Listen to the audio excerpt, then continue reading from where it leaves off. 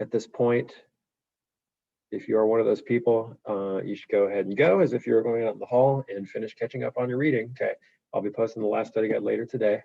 And when you finish, you can request a recording of us going over this, okay, which I'm recording right now. Okay, so you guys go ahead and scoot.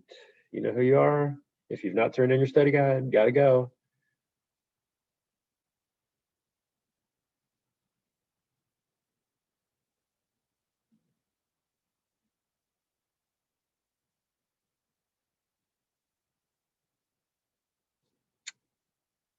Ethan Wicke, have you turned in your study guide for 18 through 24? Yeah. You did? What? Was it very recently? Because I checked a little bit before the spell and I didn't see yours there.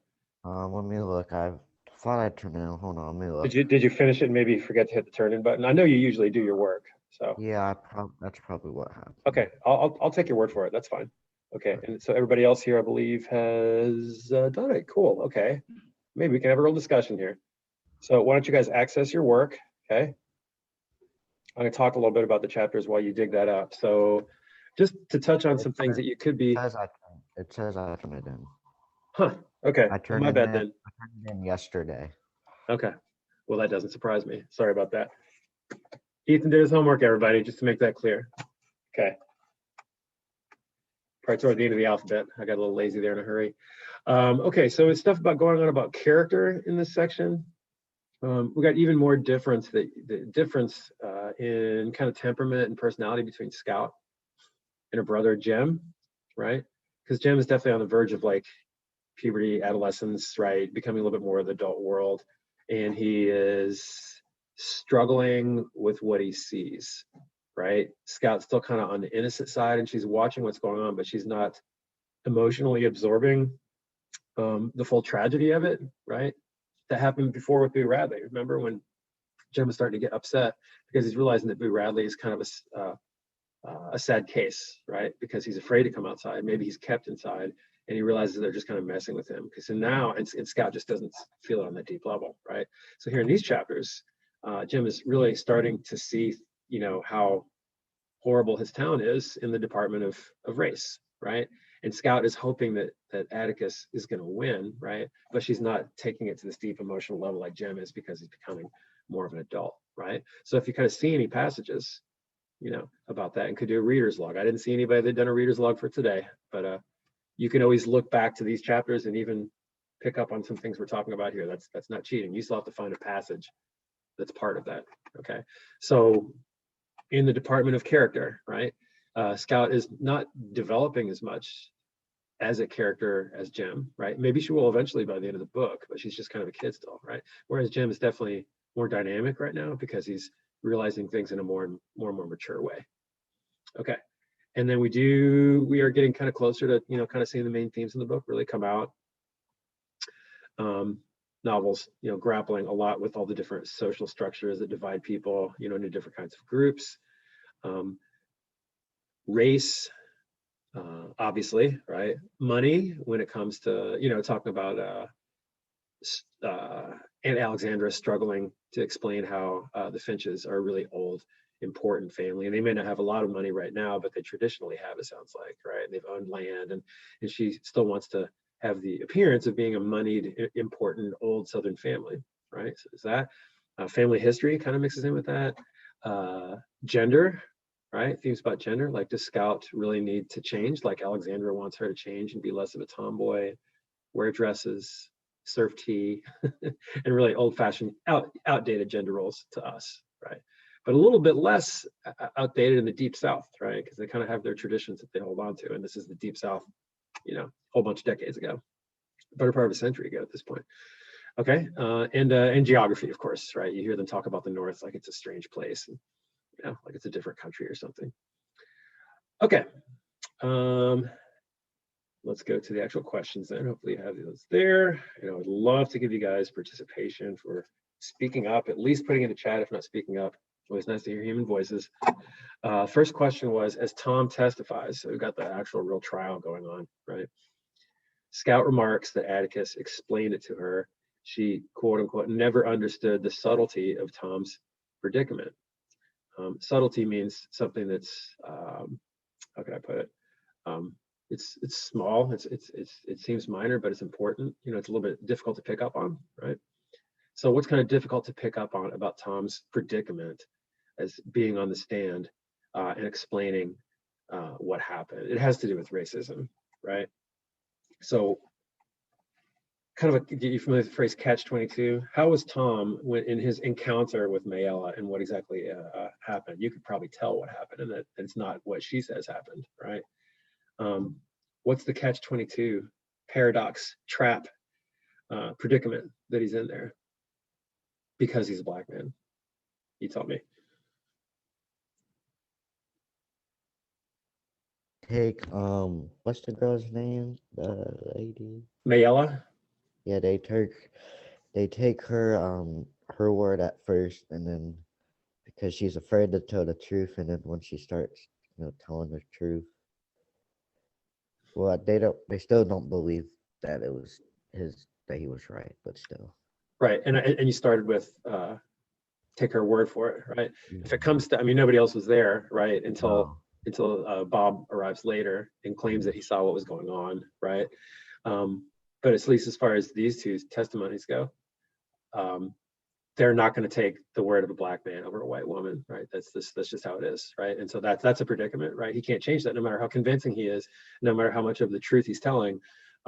Odds are, maybe not the judge necessarily, but it's not his decision, is it? It's the decision of the jury, right? And of course, the jury's all white, right? This wouldn't happen nowadays, right? When something bad happens, like a hate crime or something like that, you're always going to have a very mixed jury, and they're very careful to do that. But that, and that kind of shows how justice was not going to work too well then for black folks. Okay. Also, by running away, I mean, what else was he going to do? Right? But by running away, what does that kind of do to his case? Kind of makes him look like he did it, Yeah. because I mean, you don't know what happened. No one else knows what happened, but seeing a black man that's just running, you would kind of, well, and I guess in their Them. time, you would be suspicious about it. Right. We know you're not saying that, Ethan, but yeah, to them, that's going to incriminate him even more, right? In general, when someone runs from the scene of a crime, that's not helping your case. But we would simply, as the reader would, a modern reader especially, would probably sympathize with that, because what the heck else is he going to do, right? And you can tell he's in a bad situation. So that's why it's a predicament, right? It's a situation that's almost impossible to resolve. Okay, good job. The second question is, why does Judge Taylor send Link D's out of the courtroom, and what exactly is his offense? Cite evidence from it. He does something kind of surprising. What does he do? He stands up in the middle of the court and interrupts the proceedings and says what about Tom? He speaks up for Tom Riddleson without being under oath. Yes, so that's the problem. You can't just like stand up in a courtroom. But again, we as the readers probably think, hey, that's pretty amazing that he did that, right? He did it as an emotional reaction. Oh, thanks, Cami.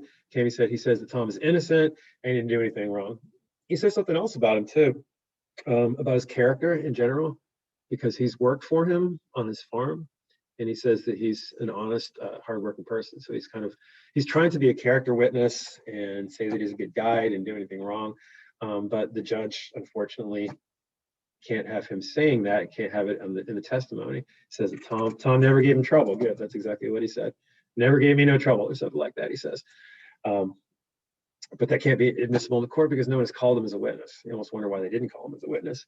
But yeah, so things are not going well, of course. Okay, how does Mr. Gilmer speak to Tom as he questions him, and how would you describe his tone? Cite evidence from the text to support your answer. Now, this is kind of tricky, and Jim and Scott have a lot of trouble dealing with watching him do this because they know him and their dad has worked with him. And in a sense, he's doing his job, and his job is to make Tom look guilty, right? But what's the problem with how he goes about making Tom look guilty, or how he goes about trying to sway the jury? What's the problem here? How does he speak to him? And somebody besides Ethan, if we could, he speaks down to Tom. That's a good way of putting it, right? And not just down to him as someone who did something wrong, but he uses language, right? Like he doesn't pull out the N-word or anything like that, but he does say some other things that are condescending in a racial kind of way, right? He calls him boy, right? Which has, undertones of slavery and things like that, and a big buck to suggest that he is big and strong, right? But it also kind of makes him sound like a what to call him a big buck, not a human, but what?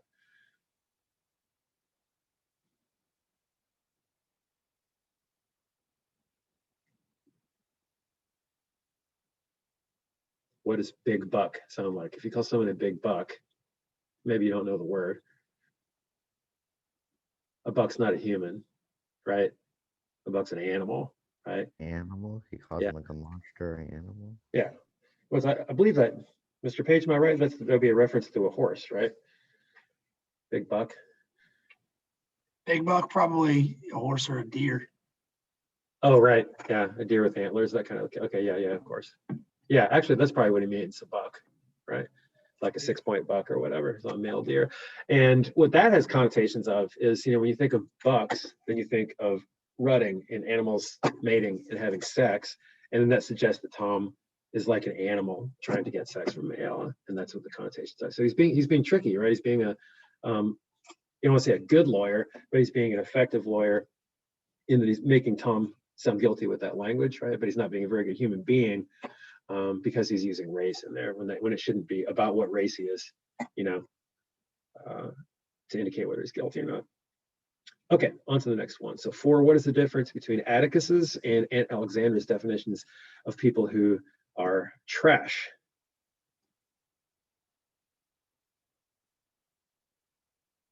Can we get another human voice here besides Ethan? Oh, I appreciate you, Ethan, but I'm trying to get a little participation from other folks too.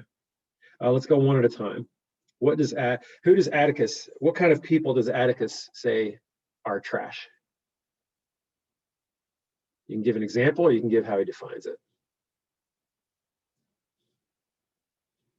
It's the same people who we think are trash, probably, in the story. Did they say bad morals? Or something? He might use that language somewhere in there, but what People are staying quiet. people what? That are staying quiet about the truth. Oh, I see what you mean. I think he thinks of them more maybe as kind of cowards, right? I think he talks about like their personality. He focused more on their personality than how they look. Let me give you a little hint. He's saying that the people that are trash are people that take advantage of what? Because it's easy. Others? What? Others? What kind of others? What kind of others in their world is it easy to take advantage of because of the way that their society and culture was?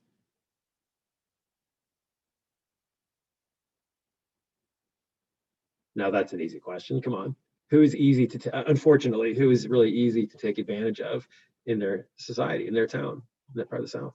Black people? Yes, of course. Okay. And that's what the Ewells are doing, right? It's easy for Bob Ewell to accuse Tom Robinson of doing that, right? Because nobody's going to disbelieve him, because nobody's going to believe the word of a black man over him. And Atticus is saying that a person who does that, you're familiar with the expression low-hanging fruit, right? Like it's something that's like really easy to do, right? But then you're gonna do it and think that you've accomplished something, right? Well, that's easy for him to do, unfortunately, right? And apparently easy enough to convince his daughter to go along with the story too. But we might kind of wonder, if she's 100% there or not, because she seems like she's kind of cracking a little bit. Okay, and then Aunt Alexandra's a little bit different, right? Maybe not a totally horrible person, but she's old-fashioned in a lot of ways, right? And who does she say is trash that we might actually think of as pretty sympathetic characters, even though they don't have a lot of money? Poor people. Mm-hmm. Which poor people specifically? For example, there's a certain family that hardly has anything. They're every bit as poor as the Ewells, but Atticus would say they're not trash, and Alexandra might say that they are kind of trash. Who's that? They've been present on and off all through the story, even though they're not as heavily involved in the Tom Robinson case.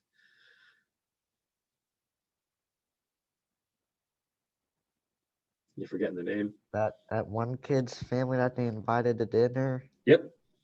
His name was I don't- Walter. Last name Yeah, I was, don't. you may remember. I mean, the name's not important. It's important that you remember what happened. It's the Cunninghams. Okay. So Walter was the kid that they had over who poured the syrup all over the food. And his dad, ironically, was one of the ones who was in what was essentially a lynch mob who came to hurt Tom while he's staying in the jail. And Atticus is like sitting on the chair out there to keep him from doing that. And Scout unwittingly, without realizing it, kind of defuses the situation by reminding his dad, Walter Cunningham, that he owes Atticus money and asking how his entailment's going. It's kind of funny.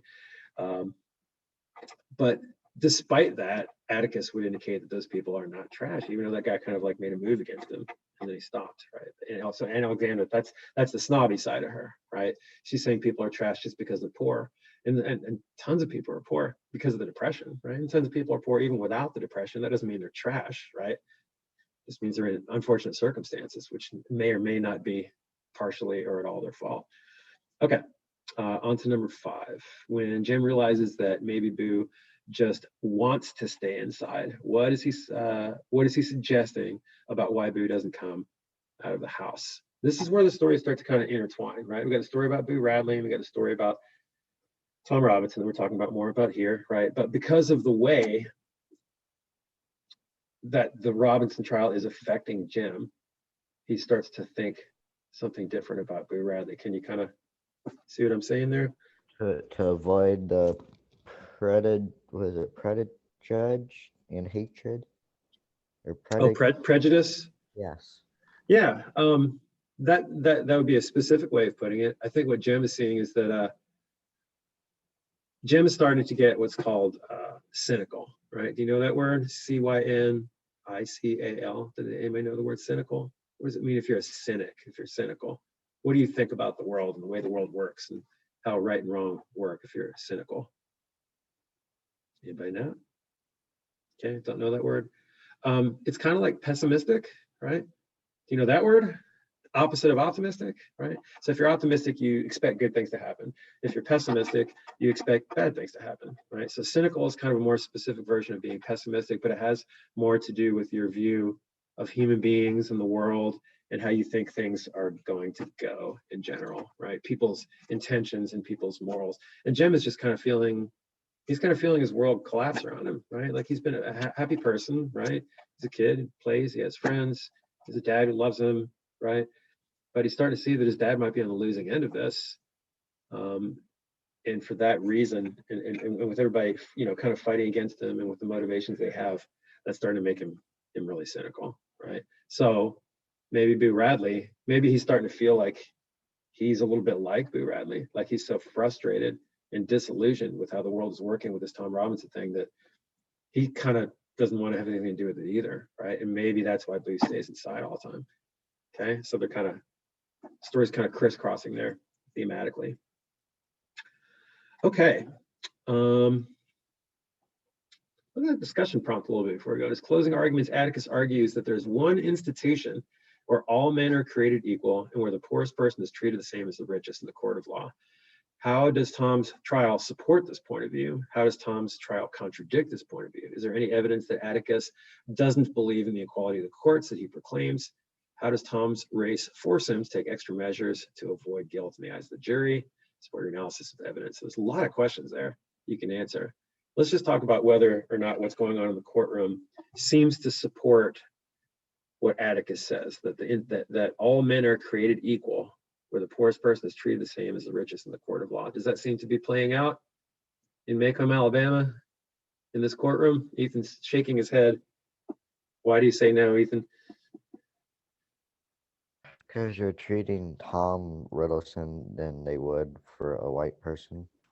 Yeah, they may be listening to the poor white people, but they Mhm. are prejudging and not they're still listening. treating them wrong. Right. Okay. So the question is, because of that, does Atticus, does he still believe in that equality, right? And he seems like he's very mentally he's still idealistic, right? He doesn't want to let go of his idealism, right? Which I mean, can you imagine being? I can't imagine being the kind of person Atticus Finch is. He's becoming this really, really famous character in American literature because it's just so powerful how he holds to his principles, no matter how hopeless things look, right? He's still gonna try. You know, he's going to give the speech of his life at the end of this trial, even if he thinks he's going to lose. And maybe if he loses, maybe some people's minds will be changed, even if Tom is convicted, right? Maybe he's kind of thinking that. But yeah, he's a strong person. Okay, I will post the next study guide, and we are finishing the book for next Wednesday. And I will not see you on Friday, because the next 2 days, for you folks who are in the building, are EOC days, which means you guys get to sleep in until 9 or 10 something.